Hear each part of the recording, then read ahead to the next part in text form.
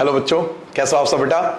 आज बेटा हम चैप्टर 4 एनसीईआरटी का डिस्कस करेंगे बेटा, लीनियर इक्वेशंस इन टू वेरिएबल। पहले चैप्टर स्टार्ट करने से पहले आपको पता है कि पहले मैं आपको कॉन्सेप्ट बताऊंगा। आज का हमारा मेन फोकस है बेटा एक्सरसाइज आपका 4.1। तो चैप्टर स्टार्ट करने से पहले एज यूजुअल मैं आपको पहले कॉन्सेप्ट बताऊंगा कि linear equation in two variable का मतलब क्या होता है, क्योंकि जब आप बड़े लेवल पे जाओगे, बड़े एग्जाम की तैयारी करोगे, तो आपको वहां पे पूछा जाएगा कि आप 9th क्लास में पढ़ के आए हो तो linear equation in two variable का मतलब क्या होता है, पहले उसका मतलब आपको जानना है। ठीक है, तो पहले हम इसकी डेफिनेशन जानते हैं, फिर एक्सरसाइज 4.1 पे आ जाएंगे।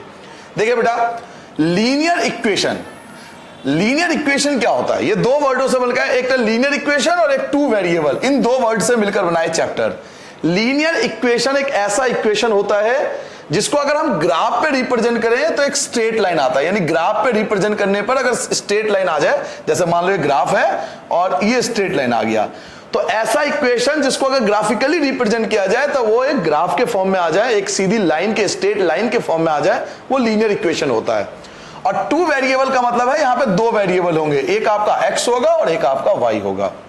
तो linear equation in two variable के आपका अगर मीनिंग पूछा जाए तो आप बताओगे कि linear equation in two variable दो वर्डों से मिलकर बना है, एक लीनियर इक्वेशन का मतलब है ऐसा इक्वेशन जिसको अगर ग्राफिकली रिप्रेजेंट किया जाए तो एक स्ट्रेट लाइन में आता है। और टू वेरिएबल का मतलब यहां पे दो वेरिएबल होंगे, एक एक्स और वाई।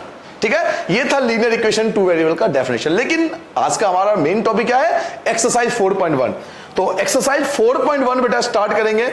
और आपको पता है कि मैं एक्सरसाइज जब भी स्टार्ट करता हूं तो पहले आपको कॉन्सेप्ट बताता हूं, तो मैं पहले आपको एक्सरसाइज के कॉन्सेप्ट बताऊंगा, उसके बाद मैं क्वेश्चन कराऊंगा। तो ये था एक्सरसाइज आपका एक्सरसाइज 4.1। आज का हमारा यही है मेन टारगेट कि हम एक्सरसाइज 4.1 करना चाहते हैं। ये एक्सरसाइज 4.1 करने से पहले मैं आपको दो कॉन्सेप्ट बताऊंगा, तो आप अपने कॉपी में लिखो बेटा एक्सरसाइज बेटा 4.1। ठीक है, ये मैं स्टार्ट कर रहा हूं। और स्टार्ट करने से पहले मैं आपको कॉन्सेप्ट बताऊंगा, हर बार कॉन्सेप्ट बताता हूं, तो पहले आपको दो कॉन्सेप्ट बताता हूं, वो कॉन्सेप्ट आप याद कर लो तो एक्सरसाइज करने में आपको बहुत ज्यादा मजा आएगा। कॉन्सेप्ट नंबर 1, फर्स्ट कॉन्सेप्ट आपको याद रखना है बेटा, ये कॉन्सेप्ट है, हम इसे रूल बोलते हैं, तो ये रूल नंबर 1 है। रूल फर्स्ट बेटा, आपको पूरे चैप्टर के अंदर टू वेरिएबल्स आपको याद रखना है कि आपको टू वेरिएबल्स लेना है। हमेशा आप टू वेरिएबल्स का यूज करोगे, हिंदी बोलते बेटा दो चर का इस्तेमाल करोगे, टू वेरिएबल का इस्तेमाल करोगे। टू वेरिएबल क्या होगा, एक आप एक्स लेट करोगे, एक आप वाई लेट करोगे। जैसे आपको क्वेश्चन में दिया होगा पेन एंड कॉपी, तो पेन आपके लिए एक्स हो गया, कॉपी आपके लिए वाई हो गया। आपको ऐसे ही घुमा फिरा के क्वेश्चन देगा कि बुक है और रजिस्टर्ड है, तो बुक को आप एक्स लेट कर लोगे, रजिस्टर्ड को आप वाई लेट कर लोगे। ऐसे ही आपको क्वेश्चन देगा कि राम और श्याम, तो राम को एक्स लेट कर लोगे, श्याम को वाई लेट कर लोगे। तो कहने का यह मतलब है हमेशा याद रखना इस पूरे चैप्टर के अंदर दो वेरिएबल यूज होगा, एक को हम एक्स लेट करके चलेंगे और एक हम वाई लेट करके। जो भी दो चीज हमें गिवन होगी, उसमें एक को हम एक्स लेट कर लेंगे, एक को हम वाई लेट कर लेंगे। क्लियर हो गया। तो टू वेरिएबल, चैप्टर का नाम ही है linear equation in two variable. तो दो वेरिएबल का मतलब हमें दो चीज तो हमें लेट करनी पड़ेगी, एक एक्स के फॉर्म में और एक वाई के फॉर्म में। पहला कॉन्सेप्ट तो ये है। कॉन्सेप्ट नंबर 2 जिसे हम बोलेंगे रूल नंबर 2। रूल नंबर 2 क्या याद रखोगे बेटा, रूल नंबर 2 आपको याद रखना बेटा, कोई भी linear equation in two variable का जो स्टैंडर्ड फॉर्म होता है वो होता है ax प्लस का by plus c equal to 0। ये बेटा linear equation in two variable का स्टैंडर्ड फॉर्म है, इसे बोलते हैं standard form of linear equation two variable. ये linear equation in two variable का स्टैंडर्ड फॉर्म है। इस फॉर्म का क्या मतलब है सर, इस फॉर्म का ये मतलब बेटा जो x के साथ होगा वो a होगा, जो x वेरिएबल के साथ नंबर होगा वो आपके लिए a होगा, जो y के साथ होगा वो आपके लिए b होगा, और जो अकेला होगा, जो सिंगल होगा वो कांस्टेंट यानी c होगा, c फॉर कांस्टेंट। तो a कौन होगा, जो x के वेरिएबल के साथ हो, b कौन होगा, जो y के साथ हो, और c कौन होगा, जो कांस्टेंट हो। पहले ये तीन चीज आपको याद रखनी है। एक चीज और, हमेशा सारे नंबर लेफ्ट हैंड साइड पे होना चाहिए, क्योंकि आप इक्वल टू में 0 लिखोगे, इक्वल टू में आपको 0 लिखना है, तो सारे नंबर आपको लेफ्ट हैंड साइड पे यूज करना है, सब कुछ आपको लेफ्ट हैंड साइड पे लिखना है। लेफ्ट हैंड साइड पे लिखने के बाद जो x के साथ होगा वो आपके लिए a होगा, जो y के साथ होगा वो आपके लिए b होगा, और जो कांस्टेंट होगा, जो सिंगल होगा, जो अकेला होगा, जिनके साथ कोई वेरिएबल नहीं होगा, वो आपके लिए c होगा। तो a b c ये तीन चीज हमें फाइंड करना चाहिए। तो बेटा इस एक्सरसाइज को करने के लिए हमें केवल ये दो कॉन्सेप्ट आने चाहिए। Rule number 1, rule number 2। Rule number 1 क्या कहता है कि आपको हमेशा दो वेरिएबल लेके चलना है, एक x और एक y। और रूल नंबर 2 क्या कहता है, जो x के साथ होगा वो a होगा, जो y के साथ होगा वो b होगा, और जो अकेला होगा वो c होगा। पहले आप ये दो कॉन्सेप्ट नोट कर लो, फिर हम एक्सरसाइज पे आएंगे। चलिए बेटा, अब आपने कॉन्सेप्ट समझ लिया। कॉन्सेप्ट सीखने के बाद हम एक्सरसाइज 4.1 पे आते हैं। एक्सरसाइज 4.1 बहुत छोटा सा एक्सरसाइज है, केवल 2 ही क्वेश्चन है और वही 2 रूल आपको फॉलो करना है जो आपको सिखाया था। देखिए फर्स्ट क्वेश्चन क्या है। फर्स्ट क्वेश्चन में फोकस करते हैं बेटा, द कॉस्ट ऑफ नोटबुक। कह रहा है नोटबुक की जो कॉस्ट है, तो एक आपके लिए मिल गया, नोटबुक मिल गया। तो मैंने आपसे क्या कहा था, जो पहला मिलेगा आप उसे एक्स सेलेक्ट कर लोगे, पहला नोटबुक मिल गया आपको। The cost of notebook is twice. Twice मतलब होता है डबल, दो गुना, ट्वाइस डबल है the cost of a pen. एक बात हो रही है पेन की, तो देखो दो चीज आपको मिल गया। यही तो मैंने आपको कॉन्सेप्ट समझाया था कि हमेशा आपको दो चीज मिलेगी। जैसे ही अब पेपर में जो नहीं, ये क्वेश्चन है, कुछ भी दे देंगे आपको, कभी पेन दे देगा, कभी कॉपी दे देगा, कभी राम और श्याम दे देंगे, कभी बुक दे देगा, कभी रजिस्टर दे देगा, किसी भी फॉर्म में आपसे पूछ सकता है। ठीक है, तो जो पहली चीज होगी वो x होगी और जो दूसरी चीज होगी वो आपके लिए y होगी। तो ये मेरे लिए y हो गया। ठीक है, इन दोनों के रिलेशन को मिल गया, एक x मिल गया, एक y मिल गया। Right a linear equation. अब मुझे इसे इक्वेशन के फॉर्म में कन्वर्ट करना है, variable to represent this statement. इस स्टेटमेंट को मुझे इक्वेशन के फॉर्म में रिप्रेजेंट करना है। तो नोटबुक मेरे लिए x हो गया, पेन जो होगा मेरे लिए y हो गया, क्योंकि दो चीज मिल गई। और मैंने आपसे कॉन्सेप्ट में क्या कहा था कि हमेशा दो चीज मिलेगी, एक आप x लेट कर लोगे, एक आप y लेट कर लोगे। तो चलिए इसका आंसर देखिए कैसे होगा बेटा। आंसर पे आते बेटा, देखिए एक्सरसाइज 4.1 का पहला क्वेश्चन, क्वेश्चन नंबर फर्स्ट का मैं आपको आंसर बता रहा हूं। ठीक है, सबसे पहले क्या था, नोटबुक। तो नोटबुक को हम x लेट करेंगे, क्योंकि पहले नोटबुक की बात हुई थी। तो let cost of notebook, let cost of notebook. बेटा नोटबुक के कॉस्ट को हमने x लेट कर लिया, माना कॉपी, माना कॉपी की कीमत, कॉपी की कीमत उसको हमने x लेट कर लिया। और लेट कॉस्ट ऑफ पेन, और जो पेन था बेटा उसके कॉस्ट को हमने y लेट कर लिया। ठीक है, माना कलम, कलम की जो कीमत थी बेटा उसको हमने y लेट कर लिया। एक हमने x लेट कर लिया, एक हमने y लेट कर लिया। ठीक है, एक को x लेट कर लिया, एक को y लेट कर लिया। अब जब x और y आपने लेट कर लिया, जब x और y आपने लेट कर लिया, तो अब इसके इक्वेशन कैसे बनेंगे। तो जब भी इक्वेशन बनाते हैं तो सबसे पहले लिखते हैं बेटा अकॉर्डिंग टू क्वेश्चन, ATQ। और ये हिंदी मीडियम इंग्लिश मीडियम दोनों को लिखना होता है। ATQ इसका मतलब है according to question, according to question. अब देखो क्वेश्चन में पढ़ते हैं, देखो क्वेश्चन में क्या कह रहा था। क्वेश्चन में आपसे क्या कह रहा था, पढ़ो। The cost of A notebook, जो नोटबुक की कॉस्ट है, कॉपी की जो कॉस्ट है, ट्वाइस, वो डबल है किसके कंपैरिजन, पेन के कंपैरिजन। अब मैं आपको आंसर दिखाता हूं। देखो एक आपके पास नोटबुक है और एक आपके पास पेन है। नोटबुक की जो कॉस्ट है, कॉस्ट ऑफ नोटबुक, ये जो नोटबुक है इसकी जो कॉस्ट है वो पेन के कंपैरिजन डबल है, 2 गुना है इसकी कॉस्ट। तो उसको कैसे रिप्रेजेंट करेंगे, देखिए एक बात बताओ बेटा, हर बच्चा, जो नोटबुक था उसको आपने क्या लेट किया था, एक्स लिया, लेट किया था। Cost of notebook is twice of pen, यानी पेन की मल्टीप्लाई 2 से करेंगे। पेन की मल्टीप्लाई 2 से क्यों करा, इसका रीजन समझ लो। बीच में आप क्या लिख रहे हो, इक्वल टू। और इक्वल टू कब होगा, जब छोटे वाले की मल्टीप्लाई होगी। एक बात बताओ, नोटबुक की कॉस्ट डबल है ना पेन के कंपैरिजन। नोटबुक की कॉस्ट, कॉपी की जो कीमत है वो पेन से डबल है।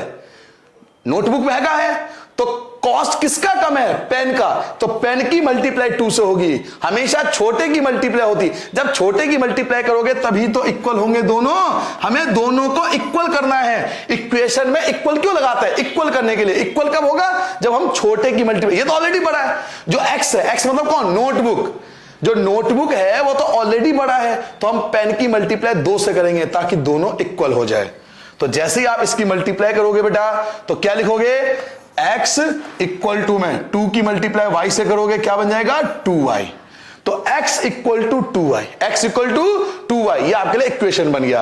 अब आप स्टैंडर्ड फॉर्म में लिखना चाहते हो तो इस 2y को लेफ्ट हैंड साइड पे ले आओ, तो x ये प्लस का है, इधर आके माइनस, लेफ्ट हैंड साइड पे माइनस 2y बन जाएगा, और इक्वल टू में क्या बचेगा 0। तो ये जो होगा बेटा ये आपका इक्वेशन बन गया। इस क्वेश्चन में केवल हमें इक्वेशन बनाना था, तो ये वाला जो आंसर होगा वो आपके लिए इक्वेशन का काम करेगा, ये आपका इक्वेशन बन गया। क्लियर हो गया। नोटबुक की कॉस्ट पेन के कॉस्ट से 2 गुना है, तो पेन के कॉस्ट से 2 गुना है, तो इसकी मल्टीप्लाई 2 से कर देंगे तो दोनों इक्वल हो जाएंगे। x की जगह x, 2 की y से करोगे 2y, प्लस का 2y लेफ्ट हैंड साइड पे लाओगे तो माइनस का 2y हो जाएगा, तो x minus 2y equal to 0। ये आ गया पहले क्वेश्चन का आंसर। ठीक है बेटा, तो ये आपको नोट करना है, फर्स्ट क्वेश्चन का आंसर आपका ये आएगा। अब आते हैं बेटा सेकंड क्वेश्चन पे। तो सेकंड क्वेश्चन पहले पढ़ लेते हैं, क्वेश्चन क्या कह रहा है आपसे। देखो बेटा सेकंड क्वेश्चन आपसे क्या कहा जा रहा है, express the following linear equation in the form of, आपको लीनियर इक्वेशन इस फॉर्म में लिखना है। किस फॉर्म में, स्टैंडर्ड फॉर्म में, ax plus by plus c equal to 0, जो आपको स्टैंडर्ड फॉर्म बताया था ना, ax plus by plus c equal to 0, उस फॉर्म में एक्सप्रेस करना है। And indicate the value of, और किसकी वैल्यू फाइंड करनी है, a की वैल्यू, b की वैल्यू और c की वैल्यू। आपको a b c जो कॉन्सेप्ट नंबर 2 सिखाया था, जो आपको कॉन्सेप्ट नंबर 2 सिखाया था, देखो कॉन्सेप्ट नंबर 2 ये वाला, आपको ये वाला रूल फॉलो करना है। कह रहा है इसमें ax plus by plus c में एक्सपेंड करो और a b c की वैल्यू फाइंड करो, तो ये वाला हमें कॉन्सेप्ट यूज करना है क्वेश्चन नंबर 2 में। तो चलिए क्वेश्चन नंबर 2 स्टार्ट करते हैं बेटा। क्वेश्चन नंबर 2 का फर्स्ट पार्ट ले लेते हैं, यहां से क्वेश्चन नंबर 2 स्टार्ट कर रहा हूं बेटा। क्वेश्चन नंबर 2 का पहला पार्ट, बड़े आराम से देखना है एक चीज। सबसे पहले फर्स्ट पार्ट देखो, फर्स्ट पार्ट क्या है बेटा, 2x plus 3y equal to में 9.35 के ऊपर बार। तो आइए आंसर करते हैं बेटा। सबसे पहले क्वेश्चन लिख लेते हैं। क्वेश्चन क्या है बेटा, 2x प्लस का 3y इक्वल टू 9.35 के ऊपर बार, ये क्वेश्चन है। ठीक है, ये क्वेश्चन है ना, 2x plus 3y equal to 9.35 के ऊपर बार। तो 2x plus 3y equal to 9.35 के ऊपर बार, इसको हमें एक्सप्रेस करना है और ABC की वैल्यू फाइंड करनी है। तो पहले तो इस क्वेश्चन में एक गलती है, क्या आप में से कोई बच्चा गलती ढूंढ सकता है, ढूंढो। इस क्वेश्चन में एक गलती है जो हमें ढूंढनी है।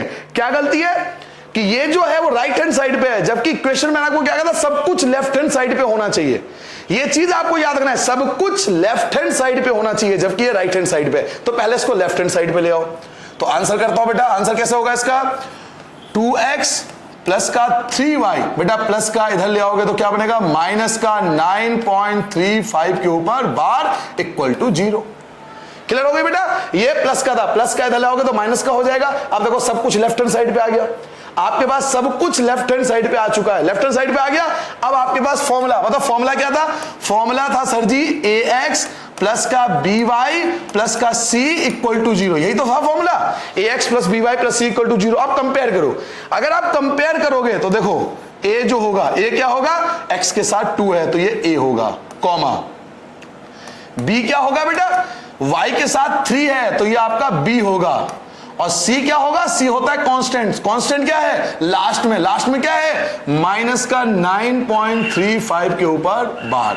एक चीज हमेशा याद रखना बेटा, माइनस में अगर कोई नंबर है तो माइनस साथ में आता है, प्लस हम साथ में क्यों नहीं लिखते हैं, क्योंकि ऑलरेडी ये संख्या अगर 3 लिखा है तो इसका मतलब प्लस 3 ही होगा, अगर ये 2 लिखा है तो इसका मतलब प्लस 2 होगा। तो a जो होगा वो 2 होगा, b जो होगा वो 3 होगा, और c जो होगा वो माइनस 9.35 होगा। तो आपके पास a की वैल्यू आ गई, b की वैल्यू आ गई और c की वैल्यू आ गई। क्लियर हो गया। देखो आप यहां से भी देख सकते हो, पहले a ये है, b ये होगा और c ये होगा। बड़ा सिंपल सा कॉन्सेप्ट है, a b c, a b c। जो x के साथ होगा वो a होगा, जो y के साथ होगा वो b होगा, और जो अकेला होगा वो आपके लिए c होगा। तो a 2 होगा, b 3 होगा और c माइनस का 9.35 होगा। ठीक है, तो ये हो गया बेटा फर्स्ट क्वेश्चन का आंसर, या आपका पहले क्वेश्चन का आंसर ये हो गया। अब बेटा सेकंड पार्ट पे आते हैं, चलो सेकंड पार्ट देखते हैं। सेकंड पार्ट क्या है बेटा, सेकंड पार्ट आपको ये दिया हुआ है, क्या दिया हुआ है, x minus y upon 5 minus 10 equal to 0। तो अब आंसर कर कैसे होगा, देखो आते बेटा सेकंड पार्ट पे। तो चलिए सेकंड पार्ट स्टार्ट करते हैं बेटा। पार्ट नंबर सेकंड, क्वेश्चन क्या था, x माइनस वाई अपॉन में 5 माइनस का 10 इक्वल टू 0। ठीक है, ये क्वेश्चन है और हमें इसका आंसर निकालना है। एक बात बताओ, पहले आप चेक करो क्या सब कुछ लेफ्ट हैंड साइड पे है, तो यस सब कुछ लेफ्ट हैंड साइड पे है। देखो कुछ भी राइट हैंड साइड पे नहीं है, राइट हैंड साइड पे जीरो होना चाहिए, जीरो है। सब कुछ लेफ्ट हैंड साइड पे होना चाहिए। पहली कंडीशन आप हमेशा चेक करो कि सब कुछ लेफ्ट हैंड साइड पे होना चाहिए, सब कुछ लेफ्ट हैंड साइड पे है। अब फॉर्मूला लिख लो। फॉर्मूला क्या था? फॉर्मूला आपके पास था बेटा ax प्लस का by प्लस का c इक्वल टू 0, ये फॉर्मूला था। अब कंपेयर करो, बताओ x के साथ क्या है? अगर बच्चों अगर x के साथ कुछ नहीं है तो हमेशा याद रखना इसके साथ 1 होता है, तो x की a की वैल्यू जो 1 होगी।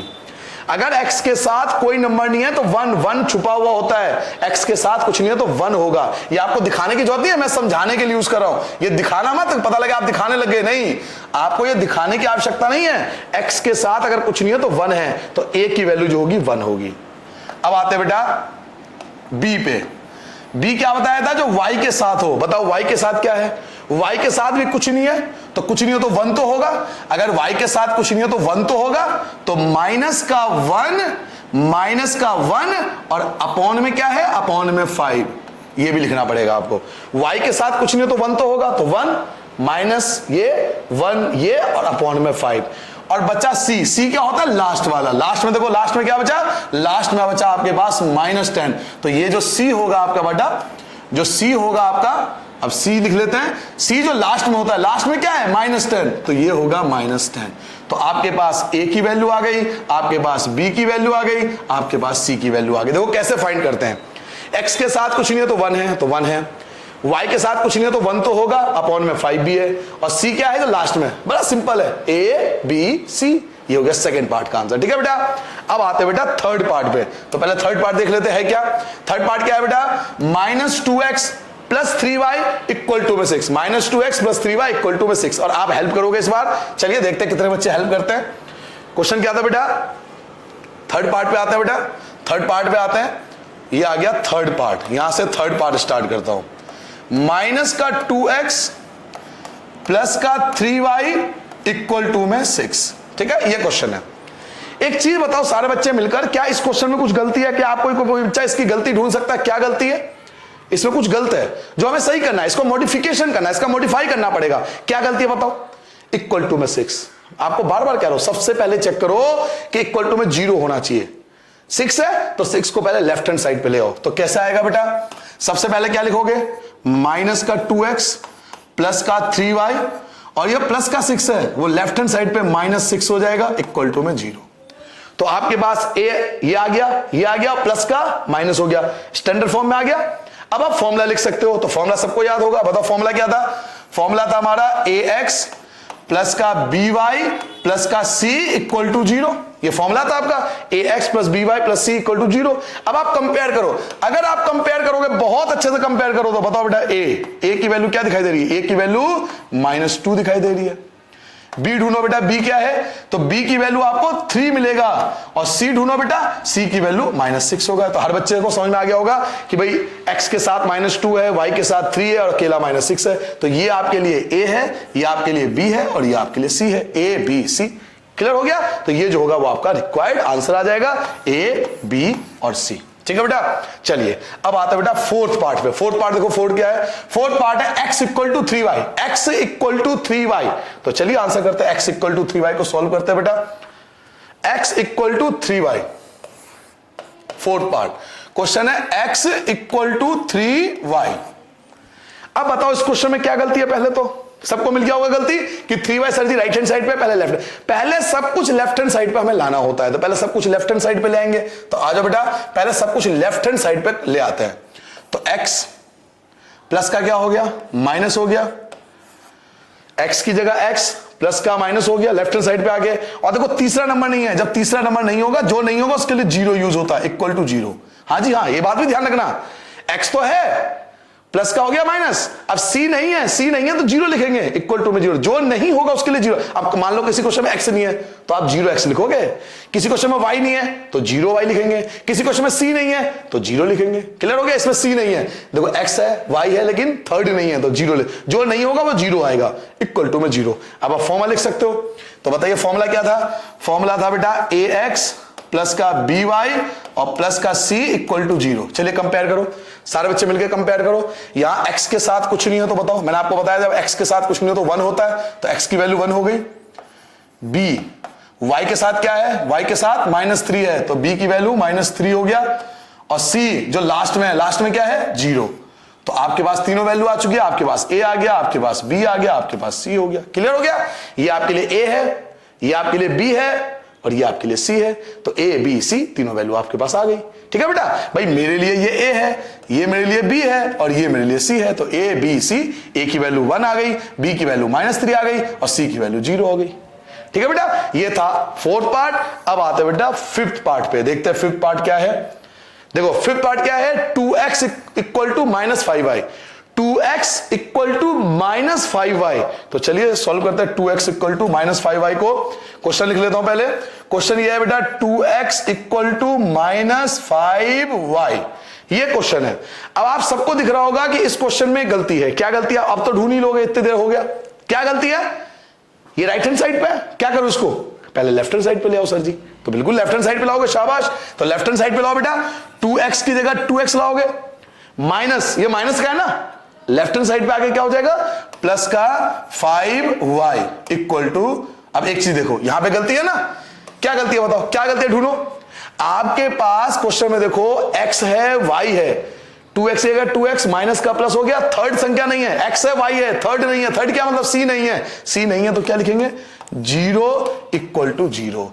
अब आप आंसर करना स्टार्ट करोगे। आपने पहले स्टैंडर्ड फॉर्म में कन्वर्ट कर दिया, क्योंकि क्वेश्चन में यह भी कह रहा था कि पहले हमें इसको स्टैंडर्ड फॉर्म में कन्वर्ट करना है। तो 2x की जगह 2x माइनस का ही हो जाएगा प्लस, माइनस का लेफ्ट हैंड साइड पे लाओगे तो प्लस हो जाएगा, और थर्ड नंबर नहीं है तो 0 इक्वल टू में 0। अब फॉर्मूला क्या था, हर बच्चा बताओ फॉर्मूला क्या था, फॉर्मूला याद है किसी को, बताओ फॉर्मूला क्या था।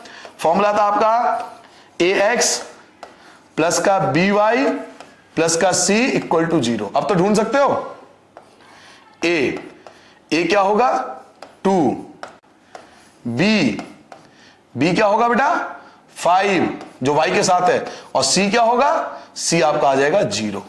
तो आपका a आ चुका है, आपका b आ चुका है, आपका c आ चुका है। a आपका 2 होगा, b जो आपका 5 होगा, c आपका 0 होगा। तो a b c, ये a b c तीनों वैल्यू आपने फाइंड कर ली। ठीक है बेटा, ये था आपका फिफ्थ पार्ट। अब आते हैं बेटा सिक्स पार्ट पे। ठीक है, देखते हैं सिक्स पार्ट क्या है। सिक्स पार्ट देखो, 3x plus 2 equal to 0, 3x plus 2 equal to 0। चलिए इसको सॉल्व करते हैं। क्वेश्चन ये है 3x प्लस 2 इक्वल टू 0। अगर आप में से कोई बहुत अच्छे ध्यान दे रहा है कि एक चीज पे, देखो y गायब है, y नहीं है यहां पर, तो y नहीं है तो क्या करें, y लाना पड़ेगा। x तो है, y नहीं है, तो मैंने क्या कहा था, जो गायब हो उसके लिए आपको 0y लिखना पड़ेगा। x तो है, ध्यान से देखो x है और नंबर भी अकेला नंबर, इसी चीज को तो गलती होती है एग्जाम में। x वाला है मेरे पास, x वाला तो है मेरे पास, अब यहां पे y वाला गायब है, लेकिन थर्ड जो c होता है वो दे रखा है, तो जो नहीं है वो 0 आएगा। तो क्या करेंगे, पहले इसको स्टैंडर्ड फॉर्म में कन्वर्ट करेंगे। 3x प्लस y नहीं है तो क्या लिखेंगे 0y, और प्लस का 2 इक्वल टू 0। पहले आपको इसको स्टैंडर्ड फॉर्म में कन्वर्ट करना पड़ेगा। तो अभी हमने इसको स्टैंडर्ड फॉर्म में कन्वर्ट कर दिया, स्टैंडर्ड फॉर्म में कन्वर्ट हो गया। अब इसका आंसर करना स्टार्ट करेंगे। अब फॉर्मूला लिखो, फॉर्मूला क्या था, फॉर्मूला आपके पास था ax प्लस का by प्लस का c इक्वल टू 0। कंपेयर करो, बताओ a क्या आएगा तो 3 आएगा बेटा, b क्या आएगा तो 0 आएगा, और c क्या आएगा तो 2 आएगा। तो आपके पास a आ गया, b आ गया, c आ गया। ये a है, ये b है और ये c है। तो a की वैल्यू 3 आ गई, b की वैल्यू 0 आ गया और c की वैल्यू 2 आ गया। ठीक है बेटा, तो इस प्रकार से हमने 6 पार्ट का भी आंसर कर लिया। पहले मैं बार बार कह रहा हूं, पहले स्टैंडर्ड फॉर्म में कन्वर्ट करना सीखो। स्टैंडर्ड फॉर्म में कन्वर्ट कर लो तो फिर बहुत आसान है। पहले स्टैंडर्ड फॉर्म में कन्वर्ट कर लो, फिर फॉर्मूला लिख लो, फिर एबीसी निकाल लो। ठीक है, इस प्रकार से करना है, किसी भी तरीके से नहीं करोगे तो आंसर नहीं मिलेगा। तरीके से करना है, पहले स्टैंडर्ड फॉर्म में कन्वर्ट करना है, देन एबीसी हमें फाइंड करना है। चलिए बेटा, अब आते बेटा अपने नेक्स्ट पार्ट पे, 7th पार्ट पे। तो लिखता हूं मैं आंसर नंबर 7। चलिए पहले क्वेश्चन देख लेते हैं। क्वेश्चन नंबर 7 क्या है, देखो 7 है बेटा, y minus 2 equal to 0, y minus 2 equal to 0। तो y माइनस 2 इक्वल टू 0। अब आप में से कोई बच्चा बताओ क्या गैप है इस क्वेश्चन में। कई बच्चों का आंसर आगे होंगे, सर जी x गैप है, देखो x नहीं है यहाँ, तो जो नहीं है क्या करे, लाना पड़ेगा हमें। y है, नंबर भी है, जो c होता है ना लास्ट वाला वो भी है, x नहीं है क्वेश्चन में, तो जो x नहीं है तो x को लिखना पड़ेगा। तो क्या लिखेंगे बेटा 0x, क्योंकि x है नहीं, प्लस का y 0x हमने अपनी तरफ से लिखा क्योंकि था नहीं, प्लस का y माइनस का 2 इक्वल टू 0। ठीक है बेटा, अब आपका स्टैंडर्ड फॉर्म आ चुका है। अब आप फॉर्मूला लिख सकते हो। फॉर्मूला क्या था? फॉर्मूला था आपका बेटा ax प्लस का by प्लस का c इक्वल टू 0। ये आपका स्टैंडर्ड फॉर्म का फॉर्मूला हो गया। अब आप खुद कंपेयर कर लो, मैं क्या बताऊं, आप खुद चेक कर लो। तो आप देखो ये a होगा, ये आप कुछ नहीं होता, यहां 1 होगा, वो b होगा और लास्ट वाला आपका c होगा। तो a की वैल्यू आपको 0 मिला, b की वैल्यू आपको 1 मिल गया और c की वैल्यू आपको -2 मिल गया। क्लियर हो गया बेटा? ये आपके लिए a है, ये आपके लिए b है और ये आपके लिए c है। नहीं है कुछ तो 1 तो लिखोगे ना, तो ये a होगा, ये b होगा और ये c होगा। a b c ये जो होगा वो आपका रिक्वायर्ड आंसर होगा इस क्वेश्चन का। कंप्लीट हो गया बेटा? चलिए अब आते हैं अपने लास्ट पार्ट पे। 8th पार्ट शायद लास्ट पार्ट है, तो बेटा 8th पार्ट पे आते हैं। चलिए पहले क्वेश्चन देख लेते हैं। क्वेश्चन क्या है? क्वेश्चन बेटा 5 equal to 2x, 5 equal to 2x ये क्वेश्चन है, 5 इक्वल टू 2x। तो चलिए पहले क्वेश्चन लिख लेते हैं। क्वेश्चन है बेटा 5 इक्वल टू 2x। पहले बताओ एक मिस्टेक है इसमें, एक गलती है। क्या गलती है? ये राइट हैंड साइड पे दिया हुआ है। मैंने आपको क्या सिखाया कि राइट हैंड साइड पे नहीं हो सकता, इसको पहले लेफ्ट हैंड साइड पे लाना पड़ेगा। तो पहले इसको लेफ्ट हैंड साइड पे लाएंगे। तो ये प्लस का है, ये देखो प्लस का है, तो इधर आगे क्या होगा? लेफ्ट हैंड साइड पे प्लस की चीज इधर आगे होगी माइनस का 2x। लो जी एक काम तो हो गया, प्लस का ये माइनस हो गया। लेकिन y भी नहीं है, देखो y भी गायब है, y तो कहीं दिख नहीं रहा। तो जो नहीं दिख रहा उसके लिए क्या बताया था? 0y, प्लस का माइनस, y कहीं है नहीं तो 0y बचा, प्लस कौन बचा? 5 तो ऑलरेडी लेफ्ट हैंड साइड पे है और इक्वल टू में क्या लिखेंगे? 0। ठीक है बेटा, दोबारा समझ लो एक बार क्या करा इस क्वेश्चन में। ये प्लस का है, प्लस का लेफ्ट हैंड साइड पे लाएंगे तो माइनस हो जाएगा, y है नहीं यहां पर तो 0y और प्लस का 5 इक्वल टू 0। ठीक है बेटा, अब ये स्टैंडर्ड फॉर्म में आ गया। स्टैंडर्ड फॉर्म में आ गया तो आप फॉर्मूला लिख सकते हो। क्या फॉर्मूला था आपके पास? फॉर्मूला आपके पास था ax प्लस का by प्लस का c इक्वल टू 0। ये फॉर्मूला आपके पास। अब कंपेयर कर लो तो ये आपको a मिल गया, ये आपको b मिल गया, ये आपको c मिल गया। तो a की वैल्यू क्या है बेटा? a की वैल्यू है -2। ठीक है, b की वैल्यू क्या आएगी? 0, b आपका 0 होगा और c की वैल्यू आपके पास क्या आ गया? 5 आ गया। तो आपके पास तीनों वैल्यू आ चुकी है, आपके पास a आ गया, आपके पास b आ गया, आपके पास c आ गया। ठीक है बेटा, तो ये था हमारा एक्सरसाइज 4.1 जिसके क्वेश्चन नंबर 1 किया आपने, फिर क्वेश्चन नंबर 2 किया आपने। ठीक है बेटा, तो ये इस प्रकार से हमें दो कॉन्सेप्ट, इस एक्सरसाइज में दो ही कॉन्सेप्ट थे। पहला कॉन्सेप्ट है हमेशा हर चीज को x और y मानना है, दो चीजें, एक को x लेट करना है, एक को y लेट करना है। उसके बाद सेकंड कॉन्सेप्ट में आपको बताया कि किसी भी क्वेश्चन को पहले स्टैंडर्ड फॉर्म में लिखेंगे, ax plus by plus c equal to 0, compare करेंगे, x के साथ वाला a होगा, y के साथ वाला b होगा, जो अकेला होगा वो c होगा और abc की वैल्यू फाइंड कर लेंगे। ठीक है बेटा, तो ये था आपका एक्सरसाइज 4.1 कंप्लीट हो गया। मैं आपको होमवर्क देके जा रहा हूं, होमवर्क लिख लो बेटा। ये आपको अपनी फेयर कॉपी में करना है। एक तो आप एक्सरसाइज 4.1 का क्वेश्चन नंबर 1 और क्वेश्चन नंबर 2 जो मैंने कराया वो पूरा कर लोगे। क्वेश्चन नंबर 1 और क्वेश्चन नंबर 2 पूरा करना है और प्लस आपको एग्जाम्पल जरूर करना है बुक का, एनसीईआरटी बुक का एग्जाम्पल बहुत इंपॉर्टेंट होता है। एग्जाम्पल नंबर 1 और एग्जाम्पल नंबर 2 करना है। ठीक है, एग्जाम्पल नंबर 1 वैसी है जैसे हमने फर्स्ट क्वेश्चन किया था और एग्जाम्पल नंबर 2 वैसे है जैसे हमने सेकंड क्वेश्चन किया था। तो एग्जाम्पल 1 भी करना है, एग्जाम्पल 2 भी करना है। और नहीं होगा तो आप कमेंट करके पूछना, जो पार्ट आपसे नहीं हो, जो क्वेश्चन आपसे नहीं हो पाए, इस तरीके से करना जैसे मैंने आपको कराया, इस पर आप प्रेजेंट करके करना बढ़िया से। अगर कोई क्वेश्चन नहीं हो पाता, आपको लगता है कि मुझे पूछ लेना चाहिए, तो आप कमेंट करके पूछना, मैं आपको उसका आंसर बता दूंगा। ठीक है बेटा, तो अच्छे से पढ़ना, कोई दिक्कत हो पूछ लेना। ठीक है बेटा, सबको बाय बेटा, सबको नमस्ते बेटा, अच्छे से पढ़ाई करना, बाय बेटा।